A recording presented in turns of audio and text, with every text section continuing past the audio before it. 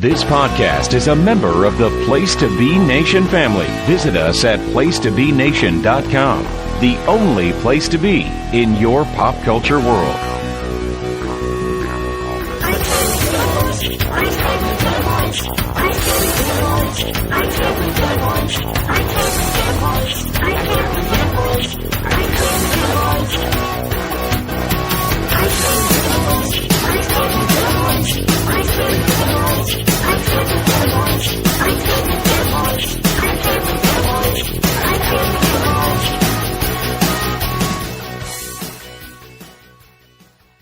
Hello, Wall. Hello, Place to Be Nation. Hello. We are the Hard-Traveling Fanboys. And as you can probably tell, we are coming to you live this week from the I-shaped studios. Oh, man. In a different wing of Ho Ho Loon Plaza in Vancouver, British Columbia, Canada. We are the Hard-Traveling Fanboys. I am Greg Phillips. He is Nick Duke. We're currently dealing with a Trojan situation, but that's neither here nor there. And we're not talking about your Troy Trojans, the hottest football program outside of the Power 5 in college football. Oh, yeah, no, we're not talking about the esteemed Troy Trojans from Troy, New York. We've been to Deimos. Nonetheless, I am Greg Phillips. He is Nick Duke. And we are here to talk to you a little bit about X-Men Month, Nick. This is our second installment in X-Men Month. Yes, it is. And it's appropriate because, last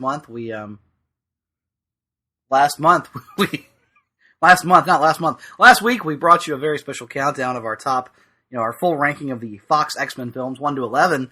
And I guess it's time to update those rankings because the latest and final installment in the X universe over at Fox. Except for possibly New Mutants.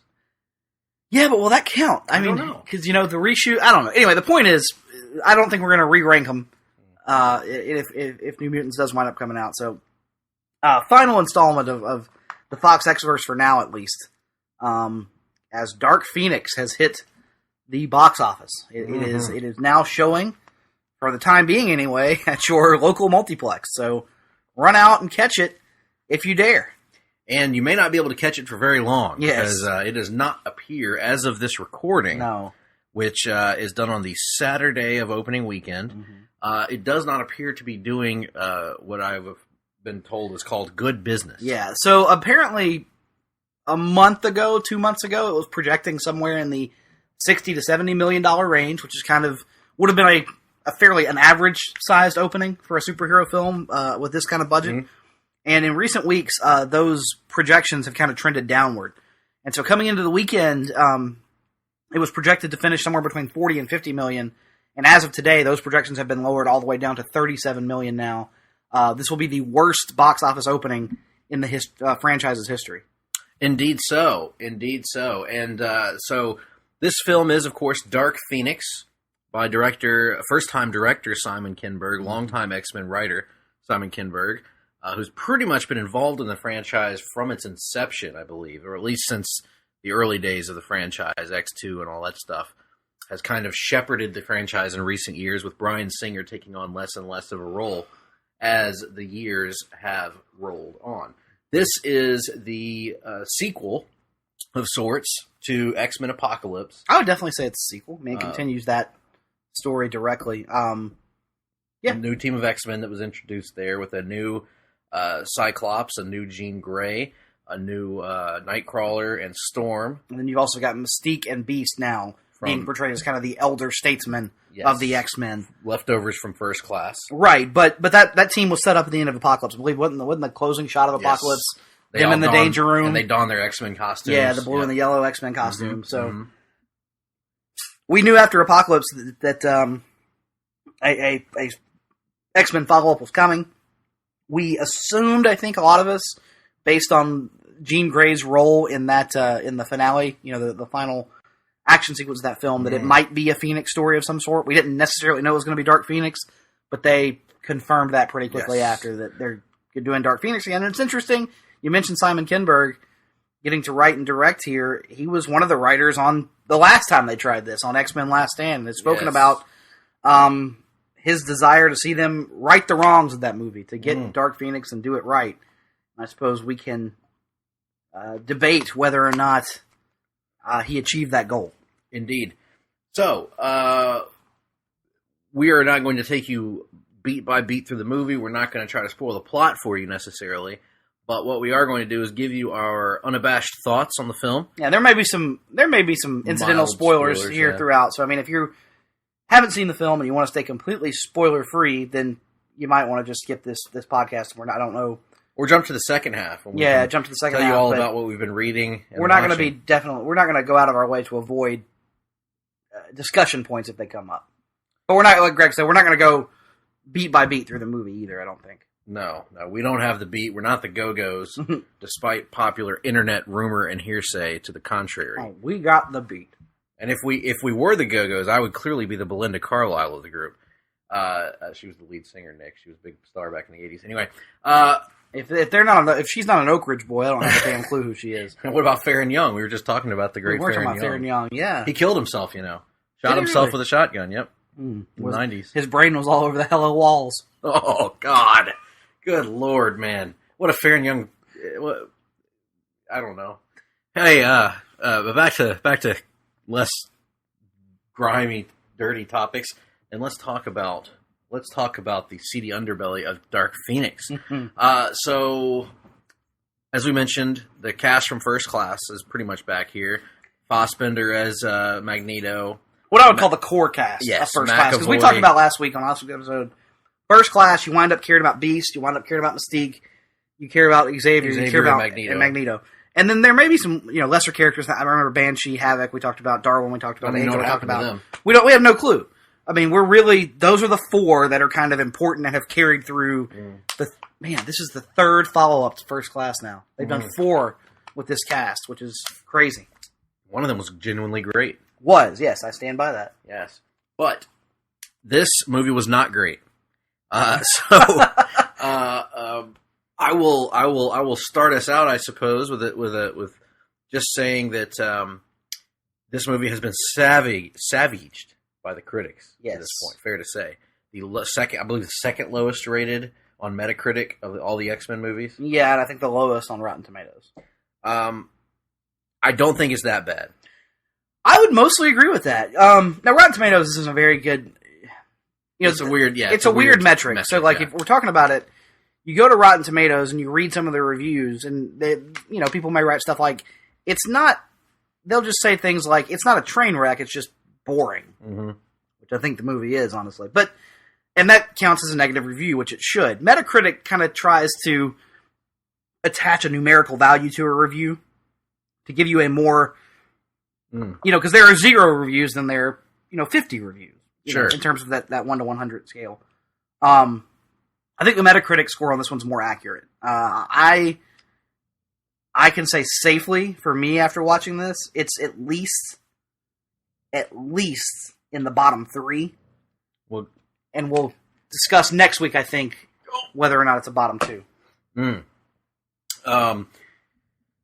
And so when we came out of the theater, I think I liked it more than Nick did. Yes. Which is not too surprising. No, because I liked Apocalypse more than Nick did.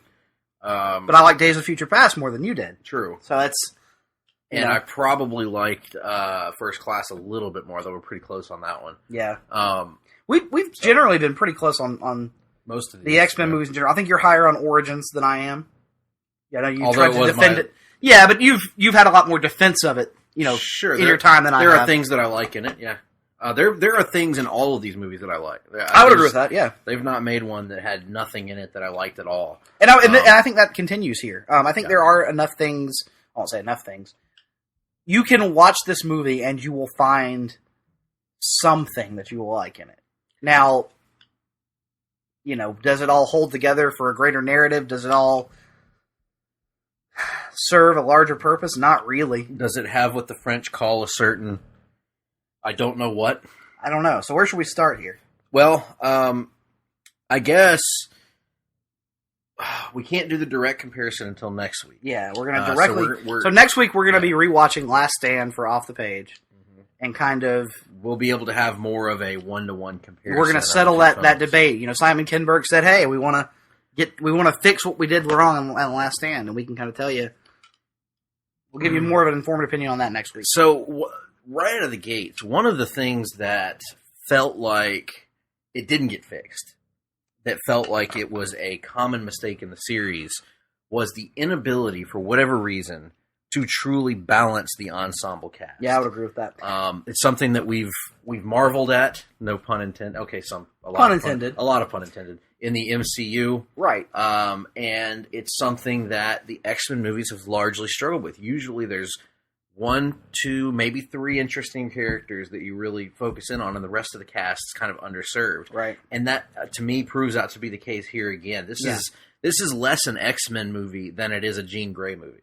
Which, there are some defenses to be made of that particular approach. But I think the problem is, you go back to 2005 and you watch Last Stand, and they fail in the ensemble aspect of it, and you kind of go, all right, whatever. Because a true superhero ensemble in 2005 didn't exist. We didn't have one yet. We didn't know how you could possibly do it. Really. And now, we kind of we've seen how it can be done and done to great effect. Mm-hmm. And you always hesitate to just say everybody should follow the Marvel formula and make their movies just like the MCU. But it is a proof case for you can do a superhero ensemble movie and make sure everybody gets a moment. And I would argue in this film you don't get that. No, I think there are several characters that do get moments, but there are some that get few to none. And some of them are the same characters that have been underserved since the outset of the X-Men universe. Cyclops, Storm. Storm. These are characters who have historically been underserved in these movies. And that kind of proves to be the case here, too. Because really, whereas you would think that a Dark Phoenix adaptation would kind of focus on Jean, number one, and her relationships with Scott and Xavier and the rest of the team in that order. Mm-hmm. In this movie, it's really Jean and her relationship with Xavier.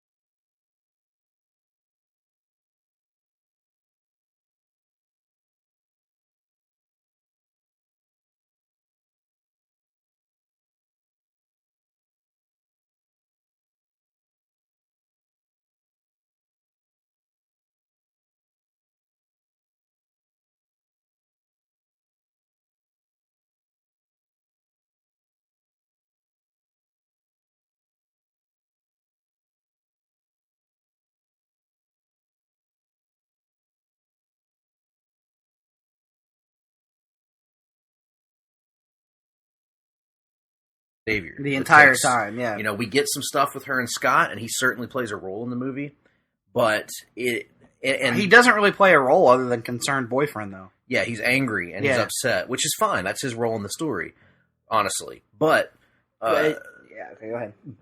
And leader of the X-Men, obviously, which he's not here. No, Mystique is right, but the interesting thing is that Nick pointed this out also when we left the theater, that there isn't... It's hard to do the Dark Phoenix if you haven't built to it. If you haven't earned it and grown attached to these characters. We just got introduced to Scott and Jean in this iteration in X-Men Apocalypse, where they were not the centerpiece characters. I thought they were... If you go back and listen to our review of X-Men Apocalypse... or read our review of whatever we did with it. I think we did a podcast review. Yeah, I think we did too. And if you listen to that, I was very high on the new Jean Grey, Sophie Turner, and the new Cyclops, that guy. Ty Sheridan. And I was high on them. I thought they did a great job in the movie, but they were not the centerpieces. They were small parts of an ensemble movie. They were being introduced yes, to set up the future, but the core of that movie was going to be, if I remember correctly, you had Beast, you had Mystique, you had Xavier, Magneto, and then you had whoever he picked as his horseman. So Storm actually got more screen time on Apocalypse than Scott or Jean did. Story. Angel, Nightcrawler. I mean, the point being, Scott and Jean were just introduced to us in Apocalypse. They weren't a major focus until the end when they used Jean as like this magic get out of jail free card. And I had complaints about that at the time, if you remember. Like, having Jean showcase Phoenix-level powers to basically single-handedly defeat Apocalypse in her first appearance to set up the sequel was very frustrating to me. They did not. Dark Phoenix is a story that they need to work towards. They need to earn. And they need to spend years building. The reason it works in the comics is because you've grown attached to Jean Grey. You've grown attached to Scott Summers and their love story, their connection to one another. And also, correct me if I'm wrong, because I'm far from an X-Men expert, but isn't part of the Dark Phoenix story is, I think Tim pointed this out in the chat earlier, not only have you gotten attached to Jean Grey, you've had to feel for her as she has come to deal with this massive change as she becomes Phoenix. And then you think she has it all together, and that's when it all falls apart. And so, it always seems like they skip the Phoenix part of this in the movies and go straight to the Dark Phoenix stuff. Yes. And I'm wondering if that isn't part of the problem, that Phoenix segment is integral in some regards. It is. And the manipulation aspect is always kind of poorly done in these movies, both in Last Stand and in this one. So in Last Stand, you have Magneto kind of serving as the master manipulator. Which never really made a lot of sense. No, never really made a lot of sense. And here you have a character called Vuk. Yes. Vuk, actually, she's part of a pair of Japanese twins, as you may know, Vuk You and Vuk Me. And we apologize at this moment if you can hear Herschel the Wonder Dog snoring loudly in the background. Yeah, we're doing the best we can. He's living his best life. Absolutely. But the point is, here you have this alien character, Vuk. No, I can't hear anything else. And so, Greg, I don't know anything about X-Men cosmic stories for the most part. So, we all had heard the rumors or knew that Jessica Chastain was in the movie. We knew there was some kind of alien presence. So I think even me as a novice X-Men fan kind of was going, okay, she's got to be playing one of the Shi'ar, right? Because my understanding of the Phoenix story is that the Shi'ar have typically played a role, right? Well, it's funny you should say that because my understanding of that is primarily based on the X-Men cartoon, and so yes, my understanding is that the Shi'ar are usually or have always been involved in the story when I've encountered it. So you got your Princess Lilandra, which is who I thought Jessica Chastain was playing once this casting came out and everything. And probably should have been, for the record. So I thought we were going to get the whole deal with Lilandra and the Starjammers and all that stuff. Well, the one thing that I will say, again, I don't want to spoil this movie for you, but if you're going in with the expectation of seeing the Starjammers or the Macron Crystal or the M-Cron Crystal, whatever you want to call it, or Lilandra or Gladiator or any of those folks, they don't have that here. They do have a brief space story at the very beginning, and they involve this alien race that I've never heard of from... apparently they do exist, and they are the asparagus people. Yes. And I have never heard of them before. Never encountered them. No. Don't know who they are. But apparently, according to this, they first appeared in the Avengers Volume 1, number 4 of 1964. Did not even know I've read that, but I have. And so this whole bit about they are a people who the Phoenix Force destroys their homeworld. Yeah. And that's what happens to them in the comics. Here in the movie, same thing, but they come to Earth to seek out the Phoenix Force because they believe they can destroy it or perhaps control it into creating themselves a new homeworld. Yes, which would be Earth in this case. Yes. That isn't revealed until late in the movie after we show it. But fuck it. I mean, it's not that big a shock either. So no. Yeah, and the reason it's not a shock is because Jessica Chastain, a very talented actress, she portrays this character of Vuk. But here's the deal with Vuk. Vuk is or I'm assuming we're pronouncing that right. Vuk.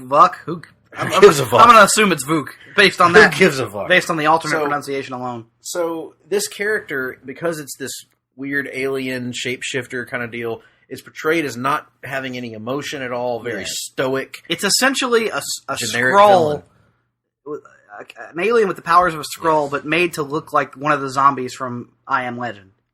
Yes, very, very accurate. Which is not a compliment. No, it's really bad. Whenever these characters are seen in their alien form, it's some bad CGI. So, and she this is a very talented actress that they are really wasting here because she doesn't get to emote at all. I mean, they could have saved so much money on this budget. Instead of paying Jessica Chastain her millions of dollars, they could have signed literally anyone to play this role. Or signed a variety of people. Like, just get a different bit player to play them in every scene, because the idea is that they're a shapeshifter. So, like, just have them jump bodies the entire time instead of getting Jessica Chastain. Right. At least then you get some kind of a sort of body horror element to it. My biggest issue with the Jessica Chastain character in this movie, we meet her at this scene in her human form, and she already just looks like no human being would look. Like, she's like got pale eyebrows that are whited out and like white blonde hair and dressed in all white. She looks like an alien from The Jump. Who is this strange person? She looks like a member of the Targaryen family from Game of Thrones. Yeah, not dissimilar, yeah. So, in any event, that's an issue from the get-go because you're wasting this character. You don't get any of the kind of joyful space pirating crap that you get from the comics, or at least from the cartoon, I should say, which is my main base on this story. So that's a disappointment in a lot of ways. And they they skip from point A to point C because we really need to have that attachment. I think less importantly for Jean, because this is as I said from the get-go, this is a Jean Grey movie. Right. And in my opinion, this movie does a really good job of telling Jean Grey's story and getting... I was invested in Jean by the end of this movie. Like, I was too. I cared about her. I wanted her to make it out of it okay, even though I knew she wouldn't. And the problem is, you need to care about the other X-Men. Mm-hmm. And they haven't gotten me there with Cyclops. They hadn't gotten me there with Nightcrawler, with Storm, with Beast, with all these other characters.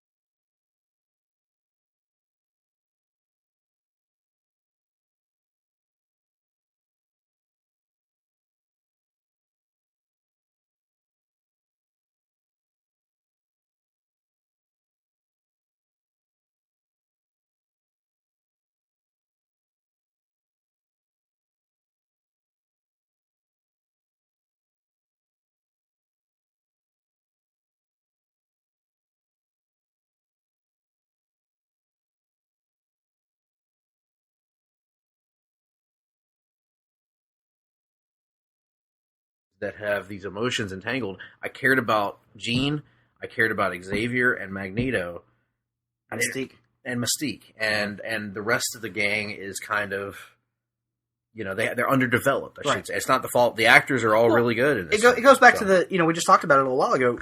They chose to. So by the end of Apocalypse, correct me if I'm wrong, but are Scott and Jean even a couple by the end of Apocalypse? Yeah, but like it's very like they have just recognized this mutual attraction and are going with it, right? and are pursuing it. And so this movie tells us picks up in 1982, and if I remember correctly, 1992. And Apocalypse, if I remember correctly, takes place in 1985, if I'm not mistaken. No, I don't remember.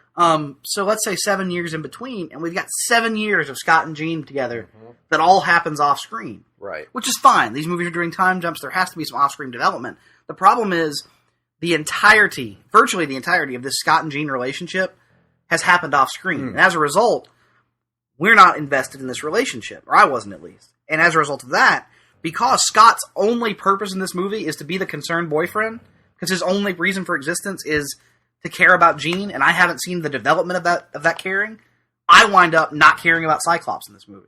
Mm-hmm. That's fair. That's quite fair. So I think the acting is really good in this, as it is in most of the X-Men movies. Like, is Jessica Chastain good in this movie? No. I'm not. I'm saying, but Jessica Chastain isn't bad either. Jessica Chastain does has shit material with a character that requires you to show no emotion, nothing interesting to say. Now, Greg, some people would say the same could be said for January Jones as Emma Frost. Oh God, in X-Men First Class. Some people. There's a different, even in this, there's a difference in Jessica Chastain and January Jones. One of them knows what the hell she's doing on the screen. Mm-hmm. The other one is a black hole of charisma. The other one has the same level of charisma as Jim Cornette's NWA in the 1998 WWF. Okay, fair enough. But yeah, you're right. The performances are mostly good. It's largely an issue of real estate and script. Yeah. So, Alexandra Shipp as Storm, for example, I feel like there's a path to getting me there with that character that they just have chosen not to take, because she was mind controlled for the entirety of Apocalypse, and gets if she gets 20 lines of dialogue in this movie, I'd be surprised. She's our Hawkeye, mind controlled for an entire movie, and then nothing, and then properly developed him the rest of the series. But she doesn't get anything here, really. She gets one cool moment of getting to unleash her lightning powers on the train sequence near the end of the movie. Spoiler alert for that as well, but it's a cool scene. But other than that, and she gets to, I guess she makes it cold at some point, but she uses her weather powers to seal the hull of a spaceship in space where there is no atmosphere. Yes, and she uses it to blow some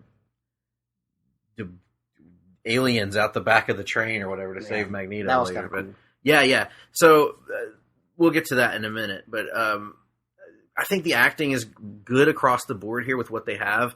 Fassbender's amazing. I mean, Fassbender has been, to me, largely the MVP of this series. Lawrence is good as Mystique as usual. I'm going to actually... McAvoy is... I was about to say, I'm going to make a case for McAvoy now at this point, because Fassbender dominated, First Class. He was so great.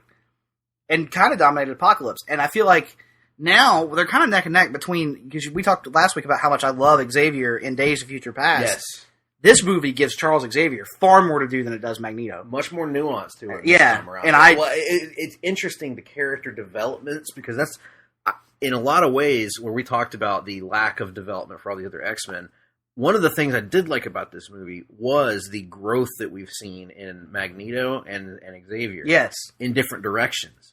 So Magneto has actually gotten to a point where he is a little bit at peace with himself. Yeah. He's realized the error of his ways. That he is kind of building something he believes. Building something peacefully that he believes can serve both humans and mutants moving forward.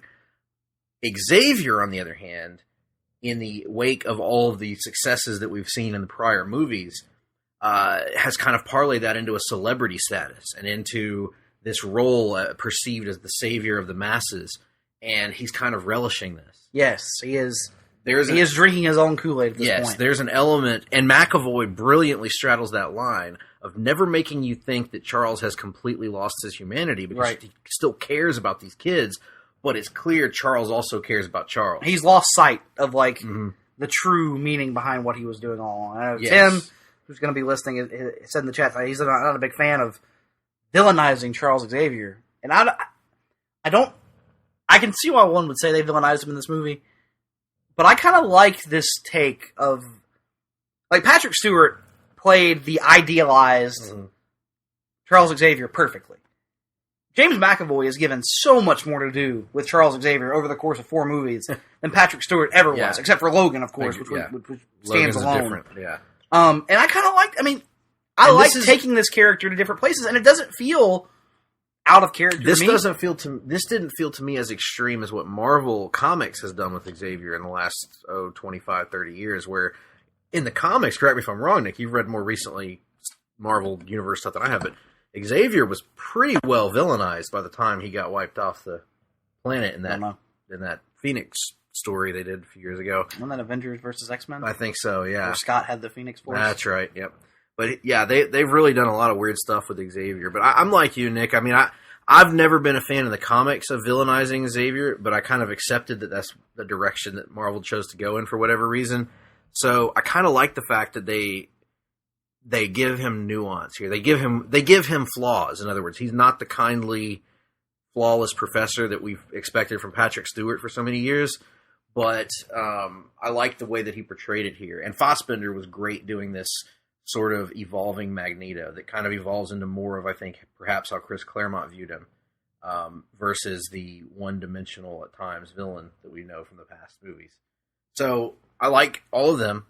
Jean, I thought, was played by Sophie Turner. And I know, Nick, you said you thought her performance was a little up and down in the movie. I liked Turner in this one. I haven't seen her in much else. But I think the problem is largely, again, to go back to the material, the performances, like we've said, are mostly good. But there are times where there's only so much they can do with it. Because I think this really does have one of the worst scripts of any X-Men movie.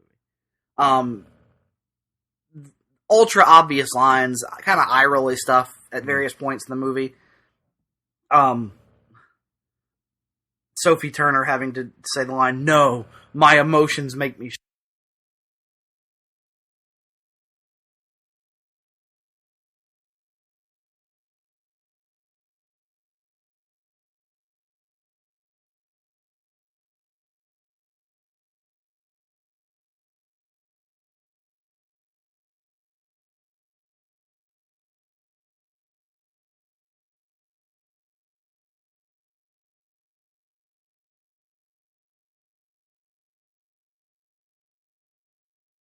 strong as like the big climactic thing.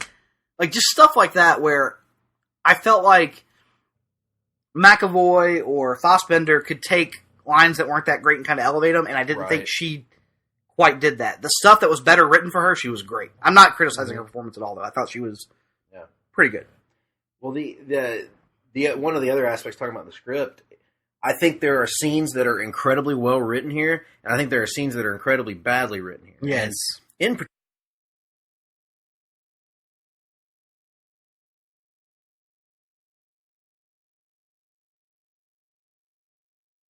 particular, because I have to be fair here because I called out Captain Marvel for this. The attempts at humor in this movie largely missed with me. Were there any? No, there were lines I think that were supposed to be funny. I didn't even realize that. There were Nightcrawler. This is probably the most humorless X-Men film. I would 100% agree with that. It is. You know, I hesitate to use the stupid line joyless, because it's a dumb thing that doesn't mean anything. But I think it is certainly a humorless film. But I think there are lines that are intended to be funny that just aren't. I think the only guy that succeeds at that in the entire movie is Quicksilver, who's painfully underutilized in this. We didn't even talk about him at the beginning of the show. God almighty. Evan Peters. Evan Peters, whose Quicksilver was one of the stars of Days of Future Past, had less to do in X-Men Apocalypse. No, he had more to do in Apocalypse because he was part of the team. Oh, that's right. But it has much less to do. And by the end of Apocalypse, they're giving you that promise of he's going to be a featured member of the X-Men going forward. Not the case. No pickup of the thread with him and Magneto from Apocalypse either, which they made a thing. God. So there's no pickup of that. He only gets stuff to do in the opening scene of the movie, the space bit. He's great. And then he gets one of the few funny bits in the movie where he's kind of taking credit for the entire mission, essentially. Right. So yeah, and I, he had that one good bit and is underutilized the rest of the entire movie. But yeah, other than that, the attempts at humor are so flat. They're jokes that aren't jokes, and they're one-liners that are supposed to be funny. They're not. And Nightcrawler was pretty good in terms of the humor. Yeah. There's somebody asked him a question at some point. Oh yeah, I don't even remember what the question was. He just goes, "No." Yeah, are you okay? Yeah, it's Xavier. He goes, "Kurt, are you okay?" No. Yeah, but so it's the most humorless X-Men movie for sure to this point. And I wouldn't have a problem with that. To some of the other ones. I wouldn't have a problem with that if the drama they were trying to build was effective. If there were something else in the story to take its place. For me, in bits, it is effective because I did become invested in Jean's story, and I did become, particularly the stuff with her and her dad was good, I thought. That was good, I agree. And the stuff with her confronting Xavier and calling him on his BS was good. But the general outline of this movie is not the problem. I think the script is the problem. I think the pacing is definitely the problem. Yeah. That's one thing I told Greg after we saw it. I've seen Avengers Endgame 4 or 5 times at 3-hour runtime, plus credits. Never felt a single second of that movie. That's the one area where I think you can tell the difference from Bryan Singer to Simon Kinberg. Now, Singer's been dealing with his own issues in recent years, but both directorially and otherwise. But I think Apocalypse was a slow-moving Bryan Singer movie. But we saw with his X-Men movies, in particular, Days of Future Past, X2, X-Men, he knows how to cut a pace in his movies. He knows how to cut a pace, knows how to make the movie roll along, in a way that the audience doesn't feel the length of it so much, or the girth for that matter.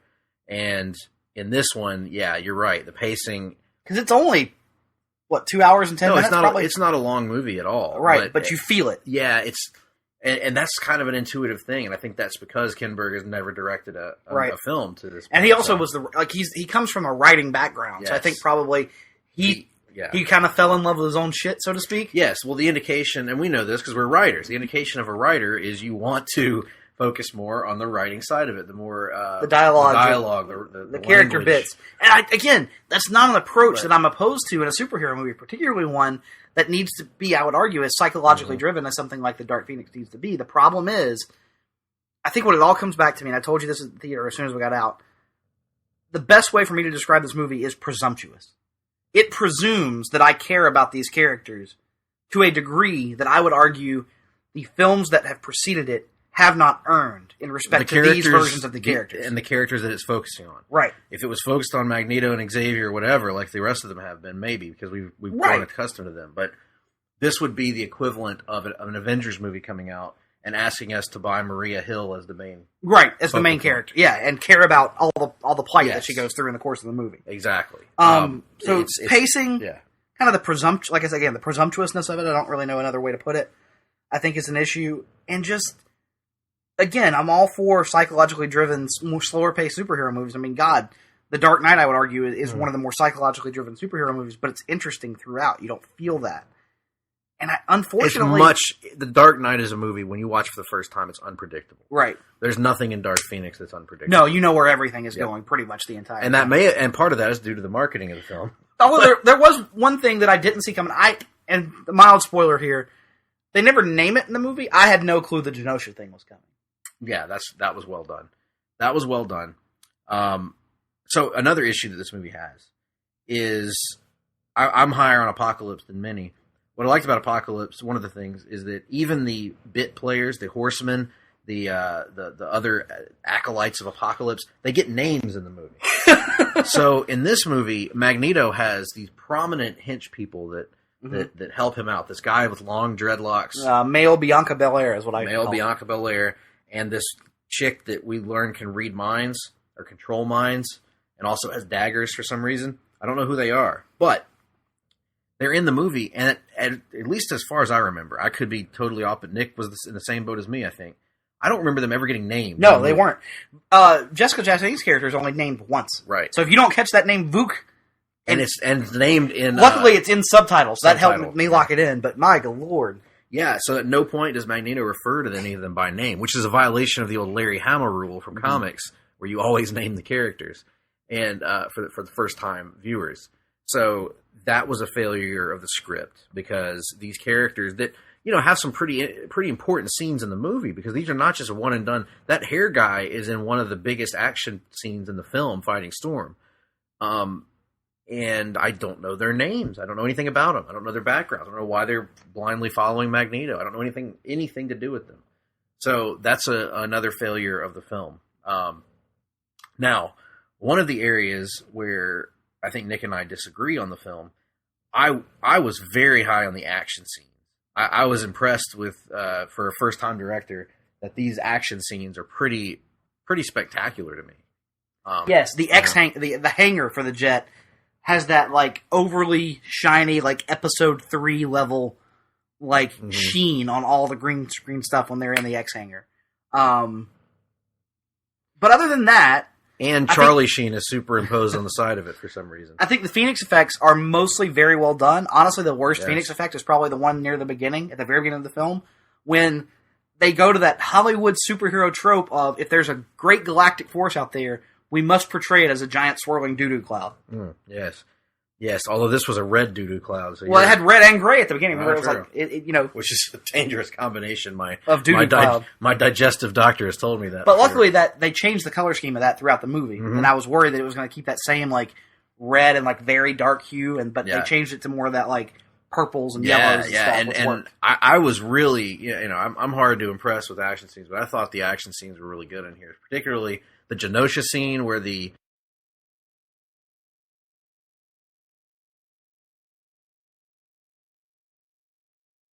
military comes and you get Magneto fighting against a turd to try to hold the plane together, or the helicopter together, and competing against Phoenix's powers. They both look like they're taking a dump, which is funny. But any of the Magneto scenes are I'm such a mark for that effect they do where he just clenches his fist and squeezes all this metal onto somebody and crushes them with it. I thought Phoenix's effects looked good. The Nightcrawler effects are amazing. All of the teleportation stuff with Nightcrawler is spectacular. And he actually gets a few moments in this movie near the end to cut loose from an action standpoint. So that's one thing I will say. Everybody got something to do from an action standpoint in this movie.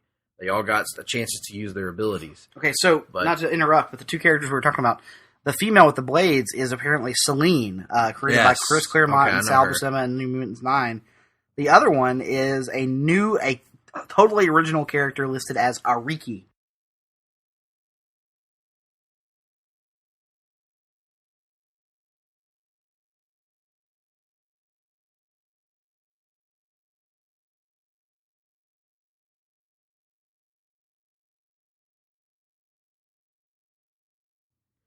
Now, you've got one of the deepest...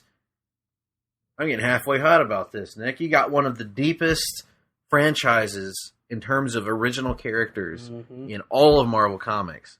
And you got to resort to creating original people to be mutants for you? Come on now. Apparently, according to this article from Den of Geek, they were going to have him as Red Lotus during the making of the movie, but then changed his name prior to release because he was never named in the movie.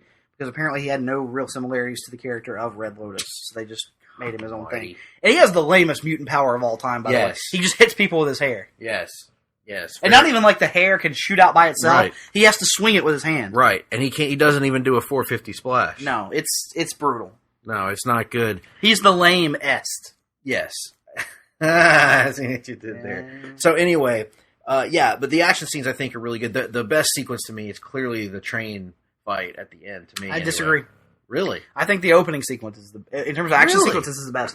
Yeah, because Quicksilver, first of all, which we didn't get, no other Quicksilver action sequences in the rest of the film, except for one brief moment when they have the showdown with Jean at her father's house. Right.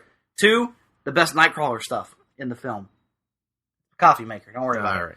The Nightcrawler sequence where he's jumping in and out of the ship, and then when he goes and gets Jean out of space, thought that was really cool. Yeah. The train sequence, I'm gonna be honest, did nothing for me, really. Really? Outside of the cool moment near the end with Magneto having all the guns. That was cool. Other than that, it was just these nameless, faceless... Nightcrawler teleporting in with the blades and cutting everybody up with his tail and the blades. Yeah, when he got pissed, that was cool, too. But that was a 15-second... it was over too quickly. Yeah. And that was you get to see Storm with the lightning, and, I don't know. I think they did a good job in that scene of giving everybody a moment to shine, to show their powers and everything. Right. I guess I was just... By that point in the film, I had felt it. I was over it. I was kind of... I had to pee, really. Yeah, I was ready to be done. I was I already know where this is going. She's going to take the power back from Vuk. She's probably going to disintegrate. And then... She's going to share a knowing glance. And we're going to head off. What are we really doing? Rick's going to nod. Yep. So, yeah, I don't know. It just... I think I was just bored with it by that point. Bored... And not frustrated, really, but just... The movie really did bore me for long stretches, which is unfortunate, because even the X-Men movies that I haven't liked, I can't really say I was ever bored by Origins, or bored by The Last Stand. And this one just... I think whoever was making the movie thought it was a lot more important than it actually was. Yeah, and I can't say that I was really bored by it, like Nick was. I was invested enough in the story to a degree, and I love the action sequences. I thought they kind of salvaged it at the end. But even though I wasn't personally bored, I can acknowledge it was boring. Yeah. Because it's crazy. The stretches of... We talk about it's really a Jean Grey movie, but think about, there are long stretches in this movie where she's not on screen. Right. And pretty much any time they did one of those, unless Magneto was on. Because Fassbender to me is so magnetic in these movies. That it works, but it was tough. There is another prominent death in the movie that, just in case you haven't had it spoiled by marketing, I don't want to spoil for you. There is another prominent death in the movie of one of the X-Men that they do a funeral sequence for, and the funeral sequence just fell so flat for me. been spoiled in trailers. I know, but some people might not have seen that particular trailer. Okay, well, all I'll say about that is I think that could have been the second best action sequence in the movie if I wasn't spending the entire thing going, well, I know exactly where this is going.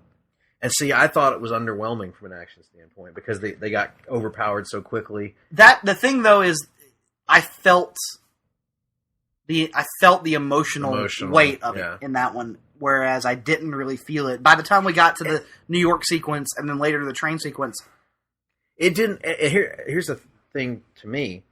It didn't feel like any of the other X-Men took that X-Man's death that difficultly. Other than Beast. Yeah. Beast took it bad, and everybody else was just kind of like, oh, well, that person is gone. And yeah, Scott starts justifying it instantly. Which I would be able to buy to a degree if, again, we had seen him and Jean and like what... Also, if this other character hadn't been raising them,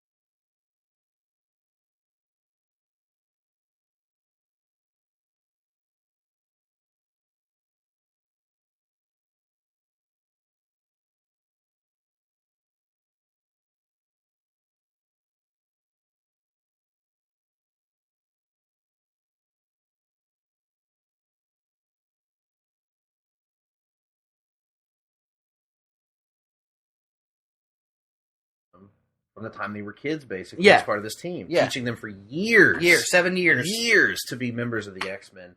There's some attachment there. Some teacher-student attachment there that didn't come through in the film, in my opinion. So I think that was a waste of a death. And I'm not trying to compare... I'm not really not trying to compare it to Endgame, which is a top... It's an unfair comparison. But, like, the funeral scenes in that versus the funeral scene here, it's just not even... But I'm thinking about funeral scenes like Dark Knight Rises, right? Logan, whatever the movie may be that has done this in a superhero standpoint. By the way, isn't it odd that, like, of all the ways for that character to go out, they choose, like, wood through the chest? When we just did that in Logan? Right. Like, pick literally anything else. That imagery at this point is Logan's to own. Yes. So, it's... that was a weird... I didn't think about that. But yeah, I think that's part of the reason why that scene didn't do anything for me, because... Well, the funeral scene was like 30 seconds. Charles Xavier reads some scripture, and then they're done. They're out of there. And even the action scene preceding it, because of that fact, like, it was so unoriginal. And during that action scene, what we should mention is where Quicksilver, in the second action sequence of the film, which is probably in the first half hour, gets injured, quote, with air quotes that you can't see because it's a podcast. And we're not told where he is. We're not told what's going on with him. He's just not in the movie again.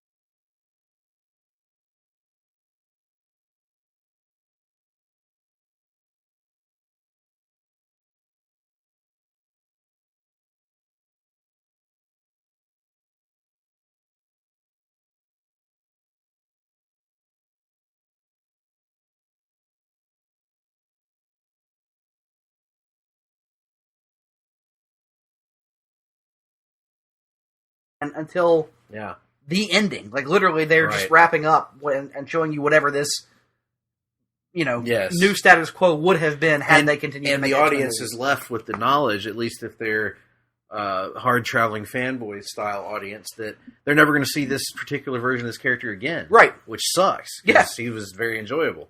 So that's a bummer. But yeah, so I liked the action sequences. The acting was good. Pacing, not great. The Script is bad, I think. The script and the pacing are kind of tied together. I don't think it's well edited either. The predictability of the film is a big problem for me because, like, not a bit. Again, I invested in the story enough. I did enjoy the movie enough, I guess. But, like, again, I knew every beat, pretty much every important beat in the movie. I knew where it was going. I was like, okay, I know exactly how this character is going to react. I know exactly how this character is going to react. I know exactly what this ending is going to be, and everybody's going to be, I know what the status quo is going to be at the end for the most part. The only thing that got me on with the ending was what they did with Xavier. Yes, okay. I will say that as well. All of the negative things that I say about the movie from the writing standpoint, it does have a legitimately great ending to me because what it does with the Xavier and Magneto characters.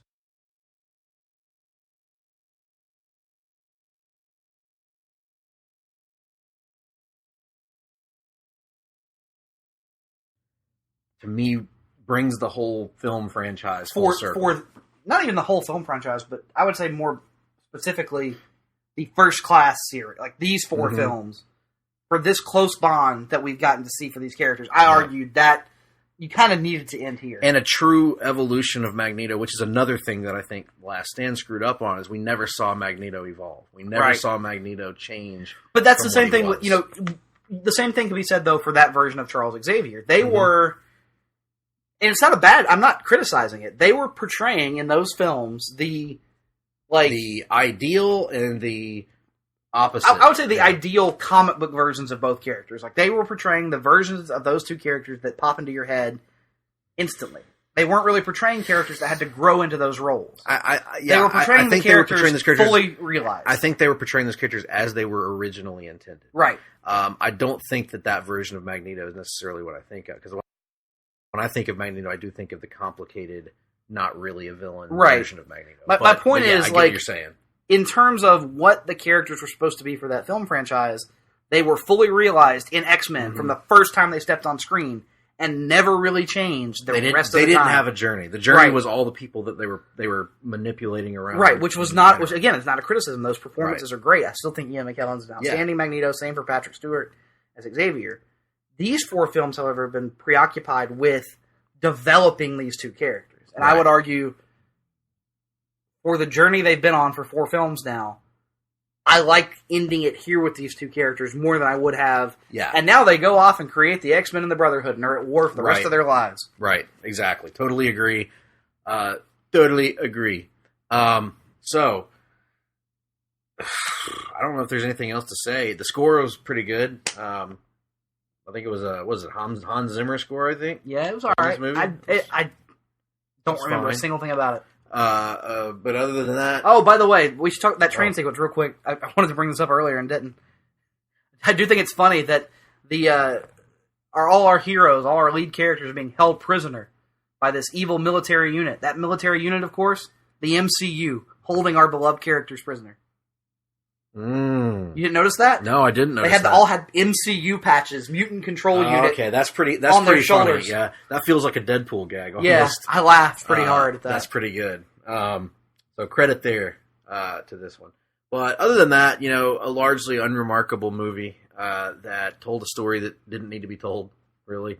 I wouldn't say that it wasn't time to tell. At this time, it didn't need to be told. Here's the thing. Everybody's obsessed with the Dark Phoenix saga. And I get it. It's probably the most famous. That and Days of Future Past are the 2 most famous X-Men stories.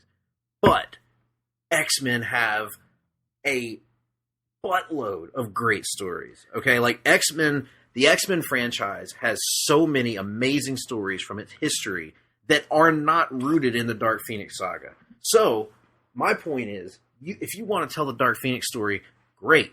But you don't have to tell it right when you've introduced a new team of mutants. You can do a Mojo story. You can do a Mr. Sinister story. Which they've been teasing for years. You can do any number of amazing stories over the years. Joss Whedon's Astonishing X-Men could be probably converted over. Nimrod, all these weird, bizarre characters from over the years that you could utilize in your stories. I mean, hell, just go and listen to an episode of Conversation Comics, Right. and you can find great X-Men stories to mine that aren't the Phoenix Saga or the Dark Phoenix Saga. Or hell, here's a story: tell the Phoenix Saga. I was about to say, why not take another X-Men villain or another X-Men story and just like work in Jean Grey being the heroic version of the Phoenix into that, and then that gets you like. My thing is, I don't have a problem with them wanting to do dark. It's the same thing I always say. Like when I know you and I have butted heads about this before. What's the dude's name that's doing the Batman? Matt Reeves. If he wants to do the Joker at some point, I have no issue with him doing a Joker movie. None, because when they give you the keys to the kingdom, you want to play with the biggest, shiniest toy in the toy box. And for Batman fans, it's the Joker, and for many X-Men fans, they think of the Dark Phoenix Saga as this thing that they want to see, they want to put their own spin on. But my thing is, if you're going to do that, you can't just do it right away. You have to take the necessary steps, build it up, and get there in an organic fashion to make us care. And that is the problem here. And, because, and we'll talk about this next week, and I need to rewatch the movie to really remember, to jog my memory on how all this happened. But when the first time around, when Last Stand was getting ready to come out, I think we were invested. They had done their legwork. And I know I'm criticizing this one for not having a heroic Phoenix part of it, and the Bryan Singer original trilogy didn't either. I understand that. But we had spent so much time with the characters that I was willing to accept going to Dark Phoenix. We had that existing. That's what we wanted. Yeah. We just didn't want the stuff with the Cure and all that other crap. Right. This one, however, is just like, it's more focused on the Dark Phoenix stuff.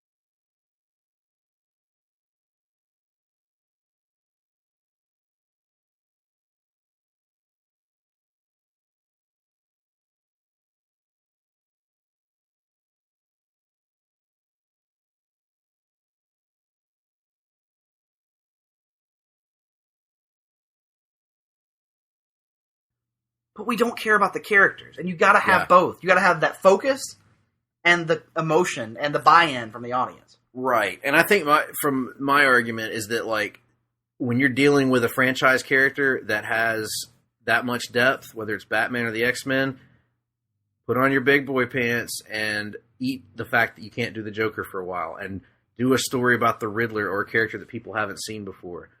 Do something that's going to surprise and shock the audience, that might give the audience an idea that this is not a one character, one villain character. And the X-Men are not that. The X-Men are loaded with characters. And so my point is, like, there were so many different directions you could go to get to Dark Phoenix. Mm-hmm.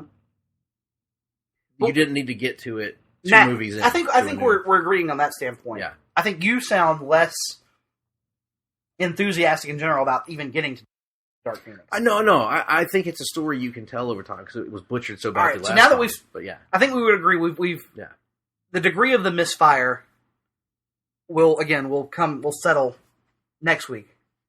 But I think we both agree they've screwed it up twice. Yes. Do you have any interest in seeing the MCU tackle the material at this point? No. None. No. Let me again. I'm saying that definitively in a non-definitive manner because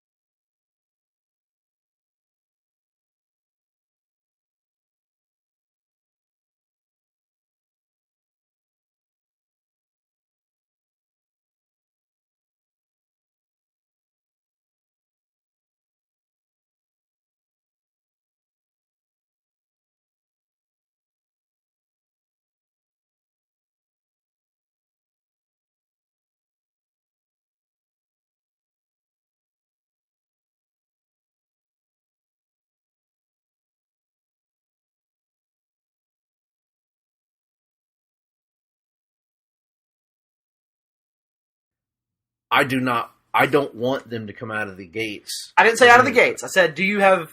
It depends, because what Marvel franchise... The farthest we've gotten in any Marvel franchise is 3 movies, right?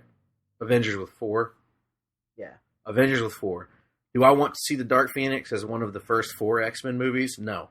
Absolutely not. I'm not interested in it anymore. Even if it was like the 4th X-Men movie? No. Nope. And see, I differ on that. I like... I would rather... I can name you right now X-Men stories I'd rather see than the Phoenix side. Even if it was done well. Because, I mean, it almost assuredly would be. Yeah.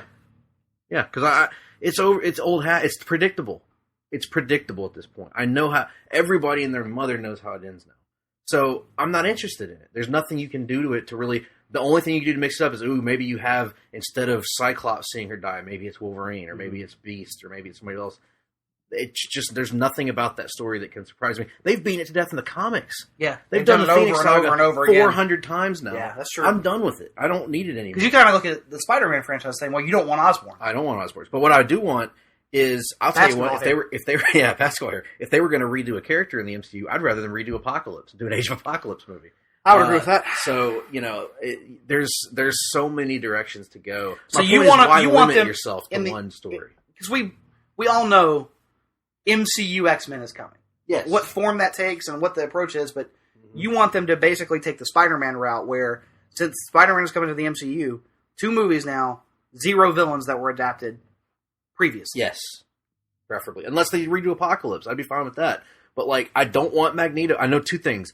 I don't want the Dark Phoenix, and I don't want Magneto as the villain. Because we got that with... as the main villain. The singer verse. He can be in the movie, but honestly, I don't need to see him as that villain that controls things from the background or any of that crap. He was the main villain of 3 X-Men movies in a row. Wait, 4 X-Men movies in a row. For no reason. Wait. Last Stand. What was the next one after that? First Class? He was in that. He wasn't the villain, but he was a villain in that movie. So, was he a villain in First Class, though? By the end of it, he cripples Charles Xavier and goes off on his own. That was an accident, though. It was a special effect for the movie. And then he's the bad guy in Days of Future Past. Yeah, you're right, because he inadvertently So it's like, I don't need to see that. There's more than just Magneto out there.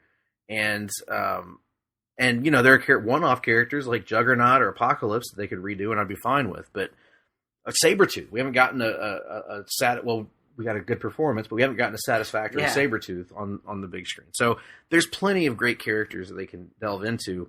But yeah, I'm like that with the Osborns or Joker or whatever. Not to say that one day you can't have Osborns or you can't have the Joker or you can't have Lex Luthor or whatever. But by God, man, when are we going to get a Brainiac movie versus Superman? When are we going to get, somebody that isn't a real estate tycoon or whatever the hell? No, we're going to get Zod again at some point. Oh, God, get over it. There's more than just 2 villains. So anyway, with all that being said, I think both of us have been clear that this movie is disappointing. Not just...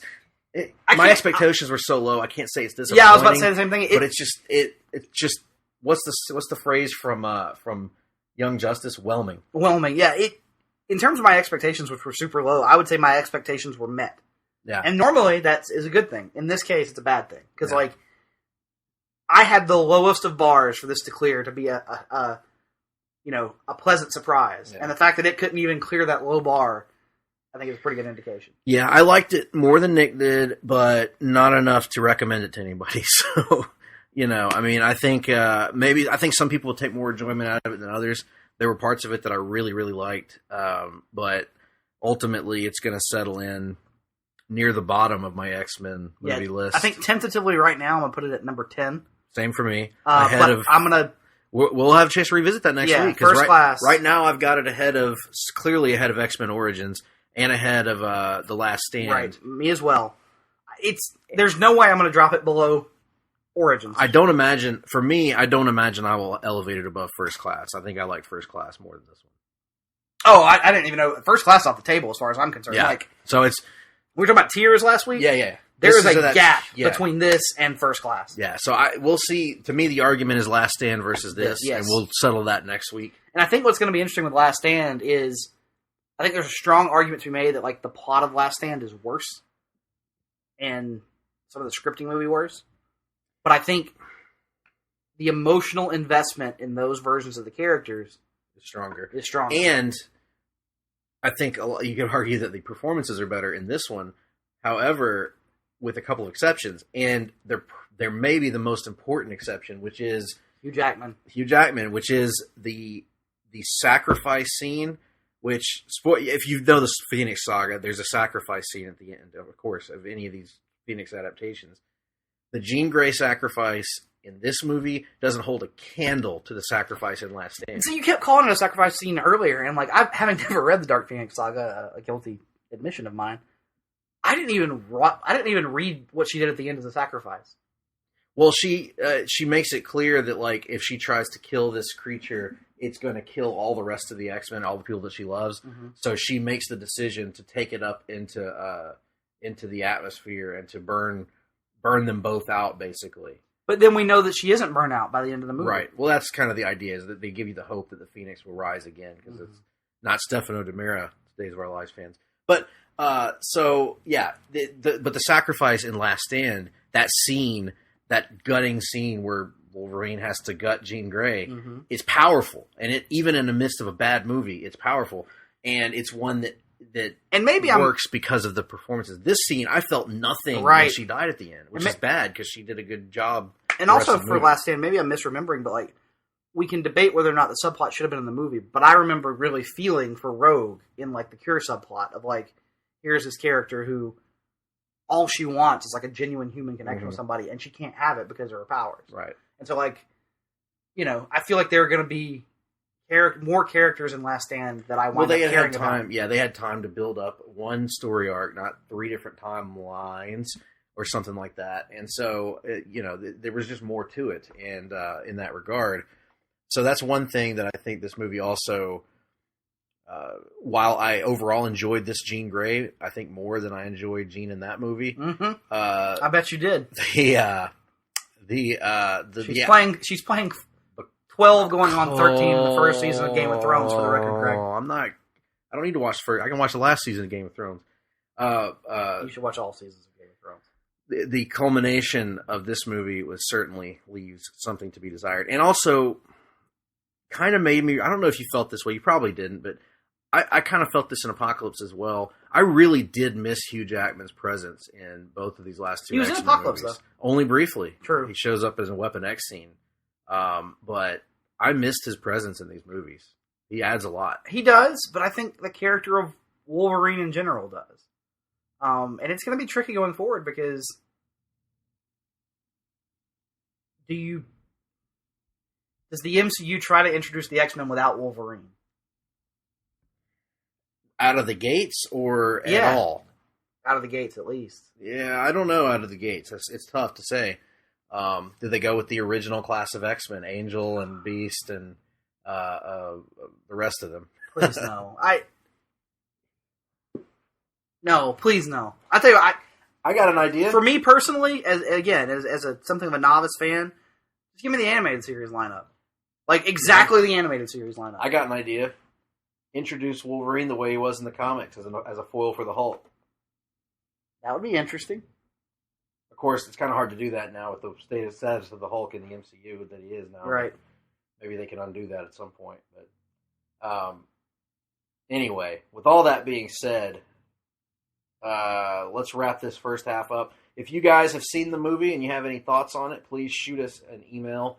Greg P. Or, hey, if you just read the spoilers for it and want to share thoughts, I mean, that's going around right now, so do that. Greg P. at placetobenation.com, Nick D. at placetobenation.com, Twitter, whatever, at gphillips8652. At Nick Duke 87. Yep. Probably going to change my my Twitter handle to at whooping Greg's ass in GM mode here pretty soon. Who's on top? Who's on top right now is you. But who's about to be on top is me. Yeah. I just made up a huge difference on our shows. Yeah. Folks, we're not live streaming our battle right now. We should be. But it's, you know, I'm confident that's going to turn out. It's had its ebbs and flows. Yeah. There are certainly names involved, like the Boogeyman, that you would not expect to be involved in a 2019 wrestling promotion. But Greg stabbing his childhood hero in the back and trading him to another brand. He lost the Loser Leaves Town match. I had no choice. I had to honor the stipulations of my show. Mm-hmm. And I traded him for the American Dream, Dusty Rhodes. So no one cares about this. Well, I don't. Did anyone care about the rest of it? No. Fair enough. So we're going to take a break now. When we come back, we've got reading, watching, the rundown, the live read, JR's barbecue singing festival, and the Wrestling Minute. Promotional consideration paid for by the following. Place to Be Nations, JT Rosero and Chad Campbell here. We want to let you know that we have over 24 podcasts available on iTunes, Stitcher, Google Play, and PlaceToBeNation.com. We now offer them to you on 2 great feeds. On the Place to Be Nation Wrestling feed, we dive into topics running the gamut from today's WWE to the glory days of yesteryear and the ins and outs of the territory days. In addition to our full-length shows, we also deliver to you special pod blasts on topics old and new. The Place to Be Nation Pop feed is a veritable treasure trove of great content, offering tremendous shows covering the land of movies, television, life, comics, and sports, brought to you by the most knowledgeable and insightful folks in the podcast world. You can find all these great shows, plus archives of our past podcasts from over the past 8 years as well by subscribing to both feeds on iTunes. And while you're there, be sure to rate and leave feedback as well. All of these shows, plus others, available on PlaceToBeNation.com, where we cover pro wrestling, sports, movies, comics, plus in-depth search projects, and much more. Be sure to support our site by using www.PlaceToBeNation.com/Amazon when doing your online shopping. We want to thank our friends at Boneheads Wing Bar, ProWrestlingOnly.com, and TheHistoryOfWrestling.com as well. Be sure to follow us on Facebook, Twitter, Instagram, and Tumblr. PlaceToBeNation.com, the only place to be in your pop culture world. Ladies and gentlemen, welcome back to the Hard-Traveling Fanboys. Back in our usual arrangement, back in the L-shaped studio here in the building, in the Ho-Ho Loon Plaza. And I've got a couple of news items to talk about in a few minutes, but first, we want to tell you all about the busy week we've had right here at Place to Be Nation, Place to Be Nation Pop, and Place to Be Nation Wrestling. For starters, in the series finale of DC Post-Crisis Management, Russell Sellers and guest Todd Weber take a look at Heroes in Crisis and complete Russell's twisting and turning journey through the DC Universe crisis-level events. Then after that, Russell and Todd announce the debut of their brand new podcast, DC for You. In the first episode of this weekly show, the guys kick off celebrating the anniversaries of Batman and Batman 89 with none other than Walter Don Nicholas Brandenburg Duke. Nah. There he is. You can also catch our shows in the archives here as we recently kicked off X-Men Month with a ranking. I like X Month myself. That works too, X Month. What about Month? Man, that doesn't work as well. No. Anyway, we kick things off with a countdown of our entire X-Men movie rankings. Starting from 11 to 1, we rank all the X-Men movies before Dark Phoenix came out. So be sure to check that out. And of course, last month was Avengers Month. Lots of great material there. In the 28th episode of Songs with Friends, Steve and Kelly feature Bob Seger's Night Moves, a song that I know Nick is quite fond of, and one of my middle and high school anthems, Third Eye Blind's Ode to Meth, Semi-Charmed Life. The NBA team is back with Gone Fishin' Part 2, as Andrew and Adam go west, presumably to talk about my Utah Jazz, the only team that matters in the West. The second episode of PTBN E-Ticket Attraction finds host Jason Sherman and guests Andy Atherton, Neil Trauma, and Chad Campbell talking everything Epcot. Be sure to keep an eye on our social media feeds as the reboot of the greatest songs of the 80s tournament is starting soon. Sorry for that delay. And meanwhile, Nick, what do we have going on over at the PTBN wrestling feed? Absolutely. On the Place to Be podcast, Justin Scott and guest John D'Amato wrap up the summer with a hot review of SummerSlam 1989. That's hot. That's hot. On a new Talkin' WCW, Jenny, Tim, and some piece of trash named Greg Phillips discuss a trio of matches. Ain't never tagged with nobody. Featuring the natural Dustin Rhodes. That's right. On the 7th episode of Row 1, Seat 1, Benzani welcomes Southern Underground Pro promoter Kevin Q and gets a behind-the-scenes look at their latest event. And then finally, Scott Crisolo, Nate Milton, and Steve Willie recap Double or Nothing and some classic TNA, an oxymoron if there ever was one, on the newest edition of Main Event. Meanwhile, on PlaceToBeNation.com, check out the newest Draft Wars, in which PTB and staff members drafted takeover matches. Pick the best roster and vote for your favorite. Also available on the site is the latest installment of PTBN's excellent WWE Network adventure with an in-depth look at Mid-South Wrestling from 5/26/84. Check out our social media pages and message board at bigelow34.proboards.com.net/gov for more information on joining our GWWE, PPV, and TV Match Ever project. Get in on the conversation today and start researching your list. That was masterfully done. I mean, just a walk through podcasting professionalism, if I ever heard it. Oh, we are nothing here at Place to Be Nation, if not a serious professional endeavor. That's right. Well, speaking of serious professional endeavors, Nick, I think it's time that we move on right past reading and watching, because we haven't read or watched a darn thing, have we? No, I don't believe we have, other than the aforementioned Dark Phoenix, which we talked about in the first half of the show. So, no reading and watching this week. And we're moving right on to the rundown. Our weekly look at the news and notes in the world of comics, the rundown. Oh, Charles, welcome to the rundown. And I wanted to start things off, Nick. I want to go off script a little bit here. This is not in the format, folks. Come to think of it, we didn't actually build a format for the rundown, so this ought to be interesting. Well, what I want to start off with, Nick, is some news that our good friend Russell Sellers just alerted me to in a group chat. Here we go. And that is that there is a This is a photo, Greg. This is an audio show. No. This is news. This was retweeted by none other than our beloved Kurt Busiek, one of our favorites here at Place to Be Nation Pop. This gentleman is a politician, John Oxendine, who ran for governor of Georgia in 2010. And he is most notable, not for being a politician, but for having basketball hair. What do I mean by basketball hair? If you've ever seen a drawing of Norman and Harry Osborn or the Sandman in Spider-Man comics, this is a human being who has the exact perfect hair for Norman Osborn, which certain people on this podcast have informed me did not exist. So I tell you, Hollywood, I challenge you, Marvel Studios, to find an actor that can portray Norman Osborn and to craft his hair to look like a basketball. Simple. Are you done? Maybe. Maybe I am, maybe I'm not. What business is it of yours? Can we move on? Well, I suppose if you really want to move on, I'd be fine talking about this for another 2 hours. What more is there to discuss?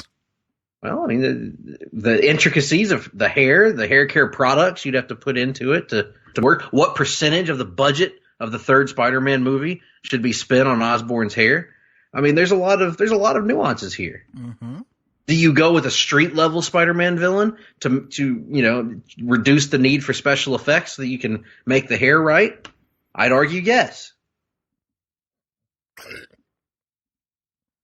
Eloquently stated. Well, we're just going to go in the order that we have these listed in our chat for these other items. We might we might not. I might call some audibles throughout, but we'll start there. Yeah, go ahead. You don't have the power to do that. I do have the power to do that.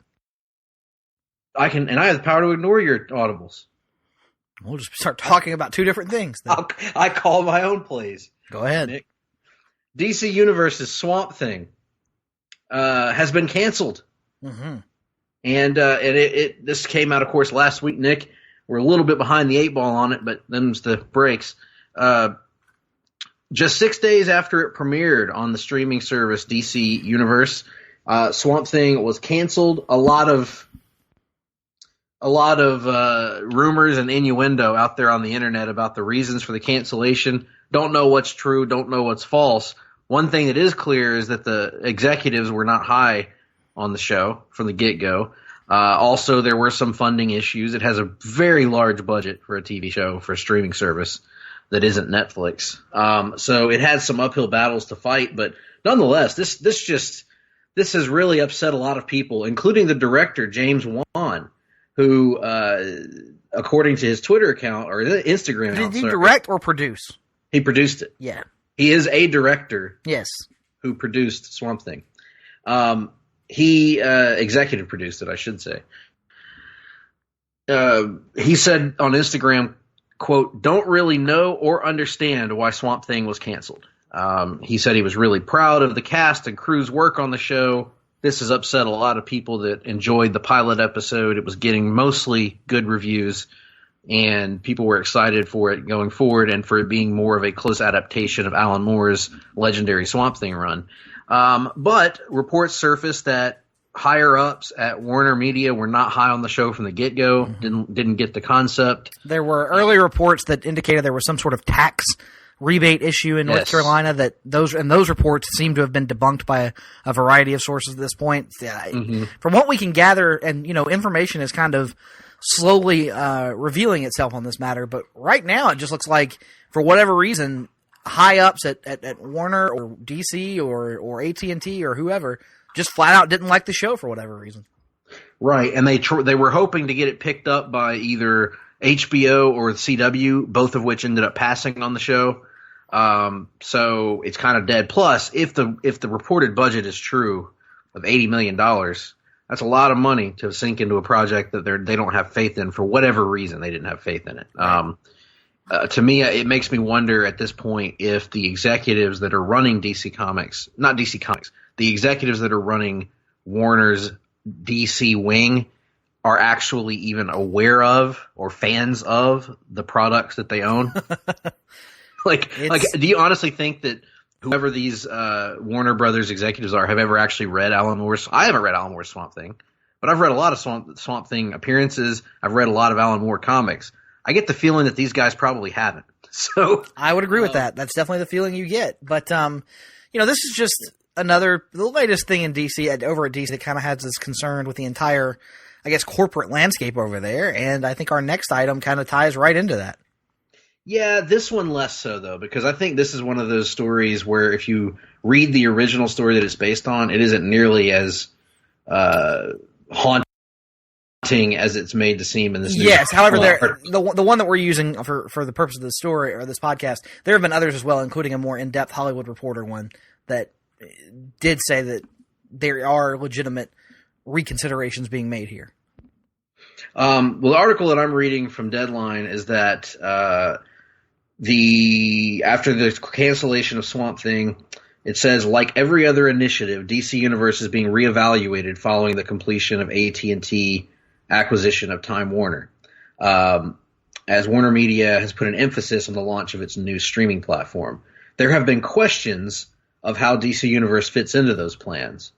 That doesn't necessarily mean that these questions, it doesn't say who's asking questions. It doesn't mean if there are questions about its existence or just what role it will take on. Right. So it's really kind of a vaguely worded report, honestly, at this point. But we just don't know a lot about this situation right now vis-a-vis, and I'm clicking on this Hollywood Reporter story right now, Nick, to get some background on it. Yes, executives have yet to unveil how the DC Universe streaming platform will work with the planned AT&T WB streaming app. Let's see here. Despite promising reviews, insiders believe that they have done on their hands, and rather than pull the plug on the show and lose millions already invested with nothing to show for it, opted instead to complete work on the series and use it to bolster the library content on the DC Universe platform. So that's interesting. So they didn't even wait for outside reviews. The insiders in the studio, as the show was being developed, thought it was going to be a bust. Right. What a man! Is there a company that has less faith in its intellectual properties than Warner Brothers? Not many. Goodness gracious. Not many that I can think of for sure. It's very frustrating. It's not like DC Comics has been around since basically the 1930s, right? No, not at all. Not the way they treat it and micromanage it right now, no. But, on the DC Universe app itself, on that front, you don't want to get too alarmed, but honestly, if I'm looking at it as AT&T from a larger perspective, I would probably be leaning towards incorporating the DC Universe video content into whatever this larger streaming service is, because you're going to have to compete with the library that Netflix has. You're going to have to compete with the library that Disney is going to have. You want all your big guns there on this Warner streaming service. And I've said before, I would be perfectly fine if DC Universe became a comics-only platform. So long as our original content that we do want, such as Titans and Young Justice, still had a home over on the Warner service. Right. And as long as that comic book content is updated and maintained, which it is right now, then to me, it's still worth the value of what I'm paying for it. So the Warner Media app then would have to be priced competitively, obviously, which I don't know if you read the rumored price point they were looking at, but not too crazy about that. But I guess if it has all of the, I was about to say that's including HBO and Cinemax content. Oh yeah. Which is I think HBO right now, or HBO Go or whichever one it is, standalone is like $14 a month. Right. So you add it's like $2 more to get Cinemax and all that, and let's not forget certain advantages that come with having Cinemax content bundled in. Yes, like the ability to watch the new Bruce Lee inspired show Warrior. That's exactly what I was referring to. Absolutely. So sources say DCU's original scripted content could be folded into the Warner Media service, could remain exclusive to its own platform, or employ a windowing strategy between the two brands. I don't know what that means, Nick. It means that each one would get the rights to it for a window of time, and it would likely perhaps alternate, or you would have it on DCU for 3 months before it went to Warner Media full time, or vice versa, depending. I think that's stupid. I do too. If you're going to have mobile streaming services, it's tough to say because Disney right now is doing a similar thing now that they have full control of Hulu. But there's a legitimate reason for that, in that one is going to host family-friendly content and one isn't. One's going to host a lot of things that are being licensed from outside providers and that are a little bit more on the adult theme side. So if I'm themed, you say? Yes. If I'm AT&T, why are you going to maintain multiple different video services? I say give everybody the most bang for their buck. Go out there and try to build the biggest one-stop shop to compete with the Disney and Netflix apps. You might even create the biggest icon in wrestling. No, that will never happen again. There's only one of those.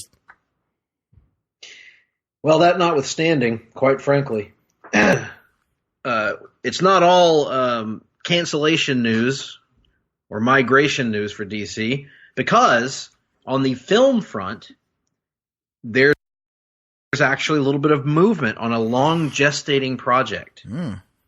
This project is the planned big screen adaptation of Black Adam, starring Dwayne "The Rock" Johnson.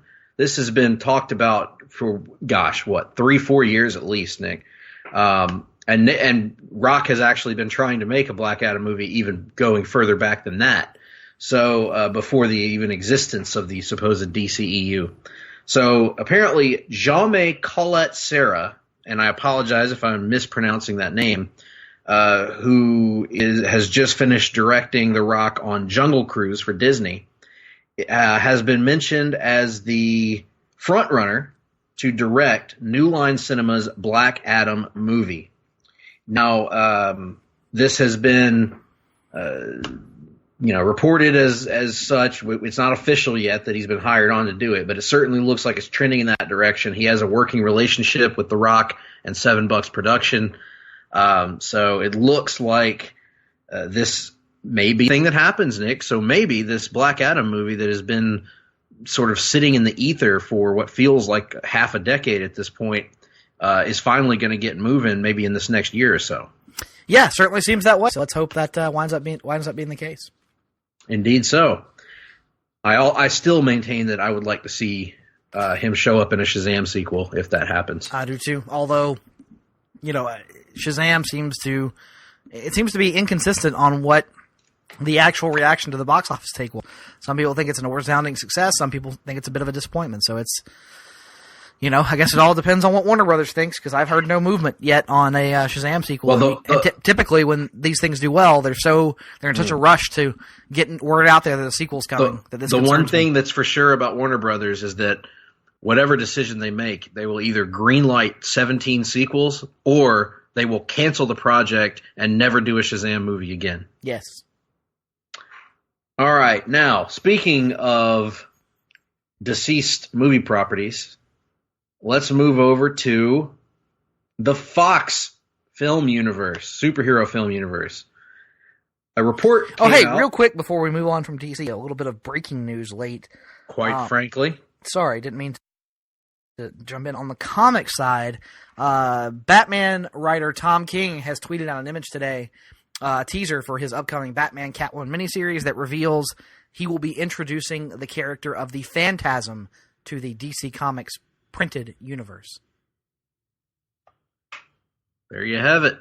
What was her name? Andrea Beaumont, I believe. Andrea Beaumont from the original. Now, will it be Andrea Beaumont beneath the mask? No one knows, but could be Holly Robinson. Could be Holly Robinson. I would argue that probably makes a lot of sense. But anyway, you've got the Phantasm coming, which is cool.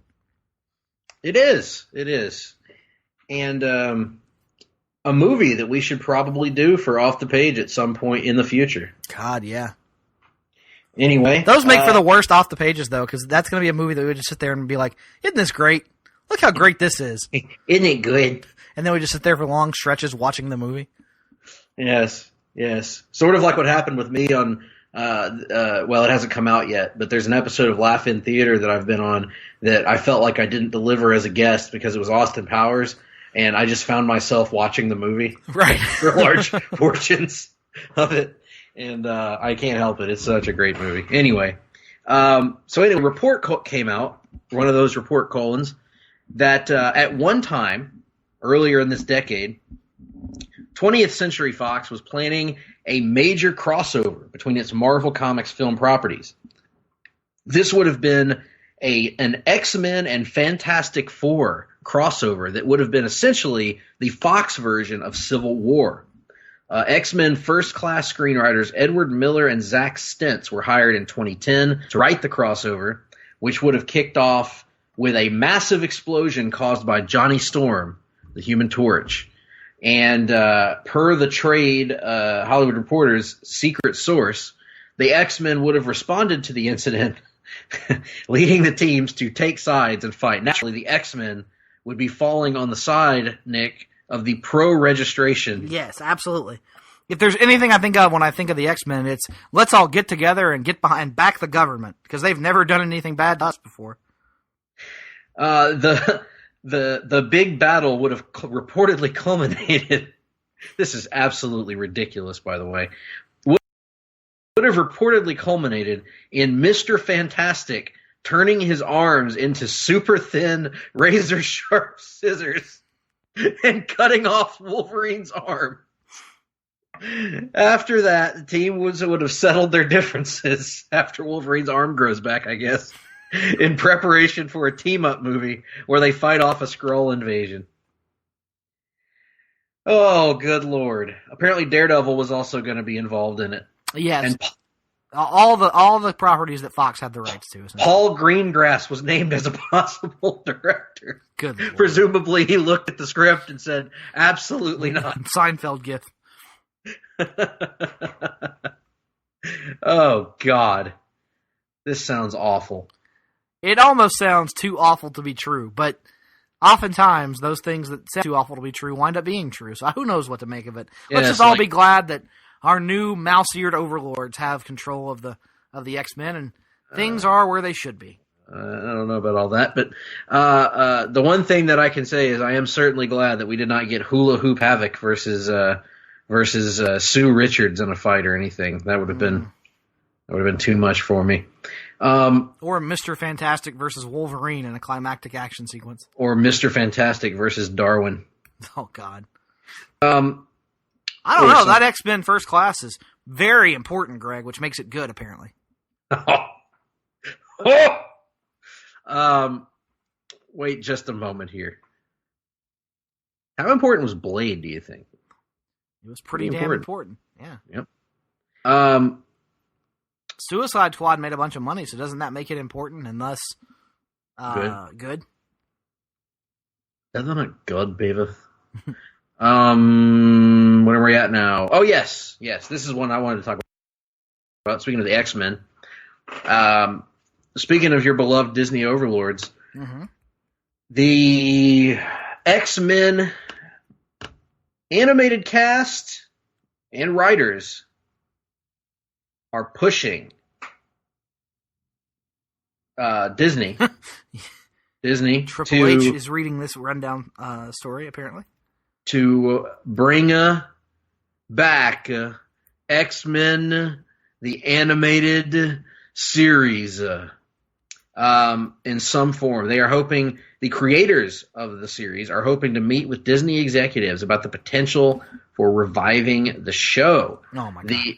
The cast recently got back together for the first time in ages.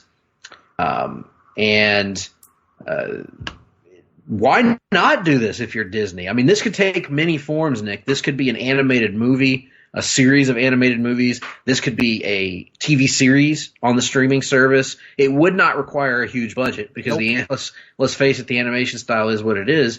Wouldn't take a gigantic budget. Wouldn't take that much time and effort, I don't think. Why not? Why not try this? Why not give it a shot? I think that there's a market for this particular take on the X-Men, which was the most popular and most widely experienced take on the characters. And so it would undoubtedly raise the profile of the back catalog of the original episodes on your new streaming service that you're trying to drive people to. So on multiple fronts, it's going to raise the profile of something in your library that you could. That's another way for you to monetize this, and it's a relatively, as you said, a relatively cheap form of original content for this new streaming service, and you're going to be in the content game, competing with other platforms and providers to provide the largest library for your viewers to choose from. So, assuming that the old X-Men show is going to be available on there, so. Yeah, I mean they have the rights to it at this point, so I would assume it is. But even if it's not, throw it up on there. I mean, why not? Right, and the other aspect of this is if you're worried about branding concerns, if you're worried about, we don't want kids to get confused and think this is our, they get their X-Men teams confused, just brand it as X-Men 92 like they did in the comics. And just only have it on the streaming service. Don't have it anywhere else. Don't have it on Disney XD or anything like that. Keep it exclusive to the streaming service. Make it so that anyone who wants to watch this is going to have to go out and see and search it out, which is pretty common in today's landscape. I mean, I don't really see any drawbacks to doing this other than the only way I could see it is like, maybe hand-drawn animation because it's so rare these days is, a little bit more expensive than it used to be. But like you said, the animation for that show wasn't exactly overly detailed, so just do it. Do it, damn it. Do it because we want it. That's right. And with that being said, there's one more item we have to get to here. And this is the release and unveiling at E3, the Gaming Expo, which took place this past weekend. The unveiling of the first official Marvel Avengers game since Ultimate Alliance 2, I believe. Well, Ultimate Alliance 3 will be be out in the next month. So, but certainly there's been a huge gap in Avengers games in the last 10 years, and really Marvel games. Just Spider-Man was the first major Marvel game in what felt like forever, outside of some dabbles here and there that didn't really work out. Spider-Man got a huge reception, and this is the Marvel's Avengers game from Square Enix, which will be available first as a beta on the PS4. This will drop in 2020, May 15th, 2020. They released the first trailer, and I know some that are excited about it, but it has not gotten great reviews online. It's very divisive. I think that's fair to say. Nick, I'll let you lead us off. Considering they didn't really show much gameplay, it's not really fair to comment on that, at least as far as the trailer is concerned. From the cinematic stuff, I thought it looked good. I'm not really a graphics whore anymore. The graphics are fine to me. I'm not looking for, photorealism. And the story looks right up my alley. The Avengers, basically, it seems like fuck up and have to suffer for 5 years before getting back together. What about this am I not supposed to love, Greg? Well, my boss described it as looking like 2003's best Avengers game. Others have That's described a bit it. hyperbolic, I think. Others online have described it as laughable graphics, given the current generation And capabilities. I don't agree with that. It's not like it's just because it's not. I'm trying to think of what the comparison is. What was that? Detroit, Beyond Human or before, Beyond Human or whatever, or Red Dead or your Metal Gear Solids or whatever. I mean, there's no getting around it. I got to be honest with you. I know I'm going to get shit for this, but I don't care. I think the character models are terrible. Like, I don't think Black Widow looks anything like any version of Black Widow I've ever seen. She doesn't even have Russian features. Captain America looks like a douche with a stupid costume that looks like it came off the set of a CW show. Thor looks like a hobo. Thor does not look like a hobo. He looks like Thor. He looks like they tried way too hard with this suit, in my opinion. Hulk looks good. Banner looks good. The voices, maybe the voices will grow on me in the game. Banner sounded good. I thought all the other voices sounded bad in the trailer. What we see of the gameplay glimpses don't thrill me. Hulk was probably my favorite part, seeing him throw people. Maybe that'll be an aspect of the game that'll be fun. I'm hoping that the game's good and fun. And I'm going to wait to judge the game until then. I'm just going off the trailer, the same way you can judge the Dark Phoenix trailer or whatever. That's kind of my reaction to this. I'm just like, if we can judge the CGI in a movie, I can judge the graphics in a game in 2019, and I was not impressed. But that's just me. Maybe I'll change my mind once I see it, once it comes time for the game to come out. And I'm also concerned about the description of the game as being compared to stuff like Destiny and things like that. Not that I'm knocking those games. They're probably great games. But for what I want out of an Avengers game, I really don't want that sort of massive shared universe thing with other people. In other words, I don't want a bunch of Captain Americas and a bunch of Thors running around interacting with each other. I don't know if that makes sense, but it's described as a service type game, and I've never played Destiny. So, Nick, I don't think you have either. But I am somewhat concerned about that aspect of the game. And I got to be honest, my expectations for this game are sky high, and the trailer just kind of left me like underwhelmed, I guess. I don't know what I was expecting. Yeah, like I said, just the trailer, but the gameplay stuff wasn't really even in there. All I'm looking at is the story. Looks like a story that's up my alley, so I'm excited for it. Yes. What is that noise? That was me typing. And yeah, we'll see. I don't want to come off too harsh towards it, just because it really underwhelmed me. And I remember last night, I think I sent you a message saying, boy, that trailer left me cold.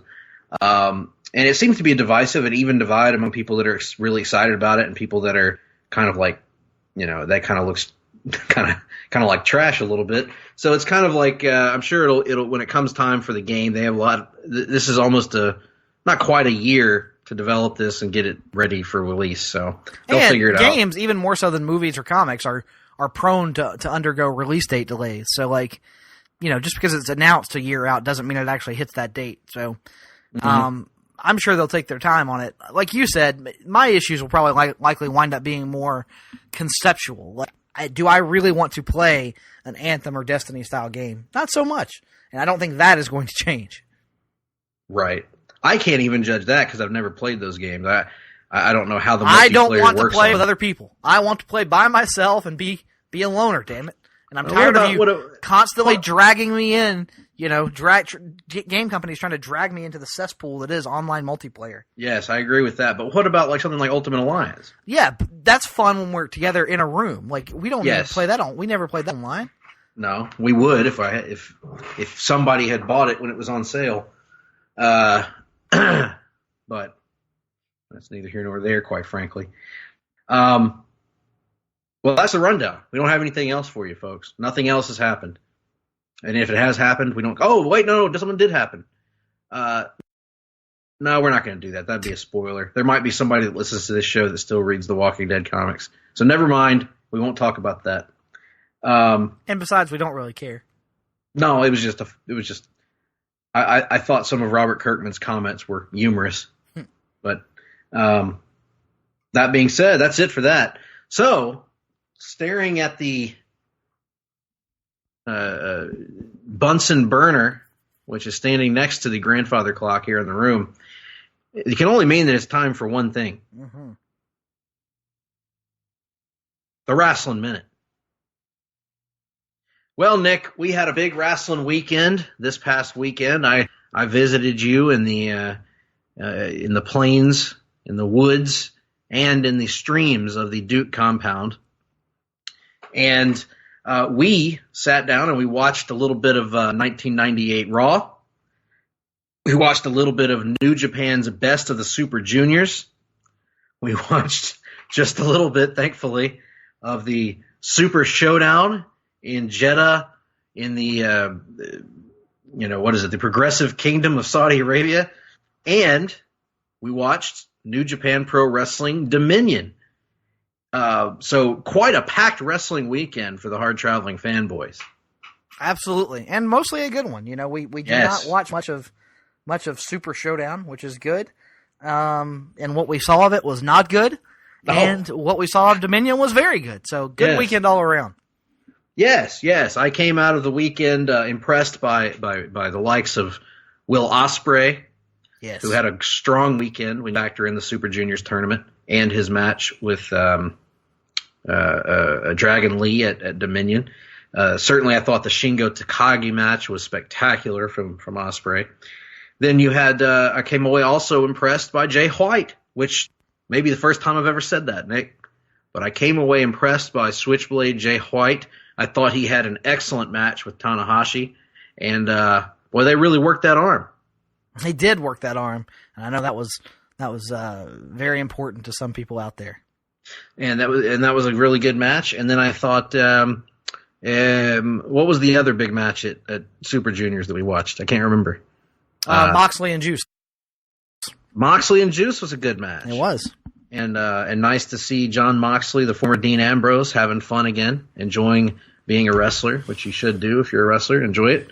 On the Dominion show, I thought Taichi had his best match that I've ever seen. Taichi against Tomohiro Ishii. Now, how does Hirooki Goto fit into any of this? We didn't see him, unfortunately, at Dominion, but we did. I did think Ishii and Taichi had a phenomenal match. Ishii is just a monster, man. I love watching that guy, and I also love watching Taichi's manager. Oh, she's terrific. Miho Abe. Yes, and and other than that, I thought the other two singles title matches were great. Three, I guess. Ospreay and Dragon Lee, which we already talked about. Ibushi and Naito. I'm so torn on this, man, because I thought it was an amazing match, but the bumps they took in that match were so bad. Stuff that, if it was 10 years ago, I'd be marking out over online, talking about how amazing it was. But now it's Ibushi is too good and Naito is too good. They don't have to fall on their heads for me to like their match, Absolutely. And besides, you can't do it on that day. And then the main event was Jericho and Okada, which I enjoyed. I thought it was a good match, and had I really, really liked the finish a lot, because somebody pointed this out on Twitter, and I think it's a great point. At some point, you've got to rebuild in wrestling the near fall, because we've been conditioned. We're as guilty as anybody as fans have been conditioned of, you don't buy a near fall unless it is a finisher. And half the time, you don't buy it if it's the first finisher. So, that's just a decade plus of, conditioning that usually one finisher doesn't end it. But it's got to be a finisher. You don't end major matches on roll-ups. You don't end major matches with non-finishing moves. I think you got to do these finishes once in a while to rebuild the concept of a near fall that can really get the audience, if that makes sense. I remember one of my I was thinking back on my favorite Bret Hart matches, and almost every one didn't end with the sharpshooter.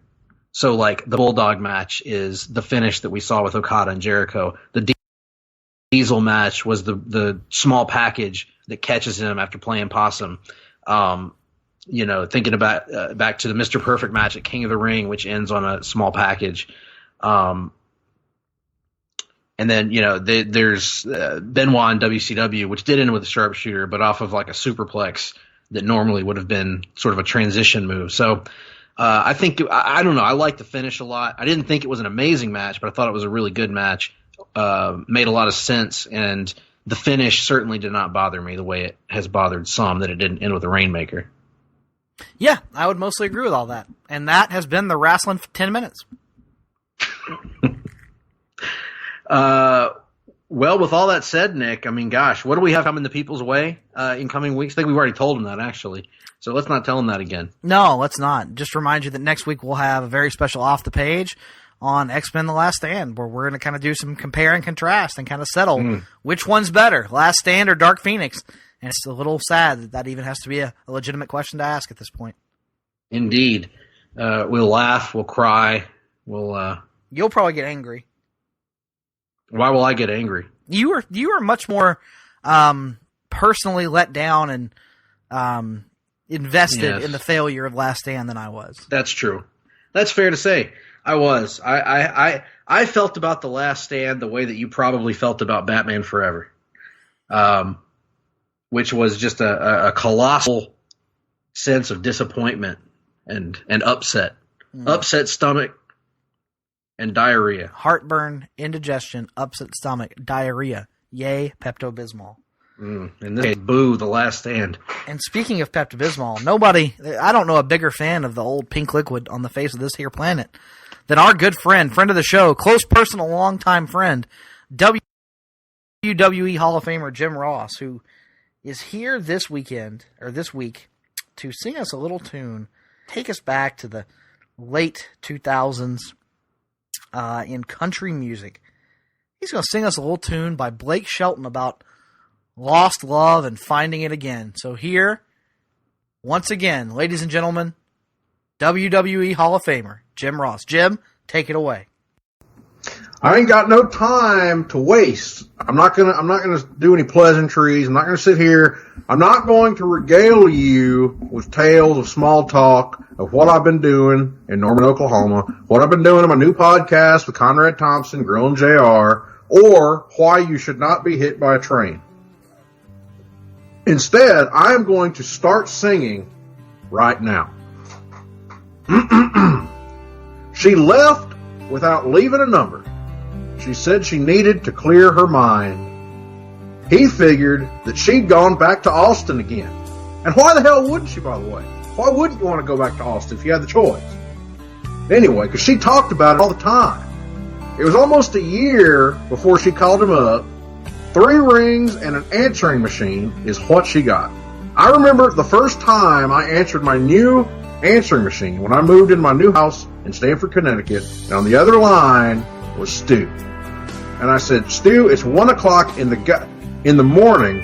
Why are you calling me? And Stu said, what about carting up the anvil there and getting him a job there in WWF? And I said, Stu, I am in talent relations. It's not my job right now. You need to call Bruce. Bruce will get you set up. I don't like that pretty. Okay, Stu, that's fine. If you're calling about the car, I sold it. If this is Tuesday night, I'm bowling. If you've got something to sell, you are wasting your time unless that is a body part. If you're selling a body part, you need to take your time and sell some more. I'm not buying. If it's anybody else, wait for the tone. You know what's due. And P.S., if this is Austin, I still love it. Anyway, the telephone fell to the counter. She heard, but she couldn't believe. What kind of man would hang on that long? What kind of love must that be? She waited 3 days, and then she tried again. She didn't know what she'd say, but she heard 3 rings, which, by the way, to this point in time, I don't believe any human being has 3 Hall of Fame rings. But I would suggest that if anyone's going to do that, it's going to be the Heartbreak Kid, Shawn Michaels. Friday night, I'm at the ball game. And first thing Saturday, if it don't rain, I'm headed out to the lake and I'll be gone all weekend long. But I'll call you back when I get home on Sunday afternoon. Oh, and P.S., if this is Austin, goddamn, I still love you. Well, this time, she left her number, but not another word. When she waited by the phone on Sunday evening, and this is what he heard. He heard now.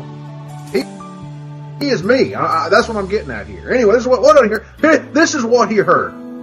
If you're calling about my heart, it's still yours, you son of a bitch.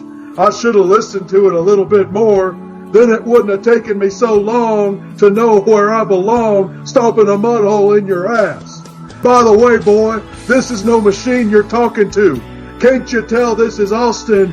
And goddamn it, I still love you too. Actually, I don't love nobody because you're a piece of trash. Hard-Traveling Fanboys, Hard-Traveling Fanboys, Hard-Traveling Fanboys, Hard-Traveling Fanboys, Hard-Traveling Fanboys, Hard-Traveling Fanboys, Hard-Traveling Fanboys,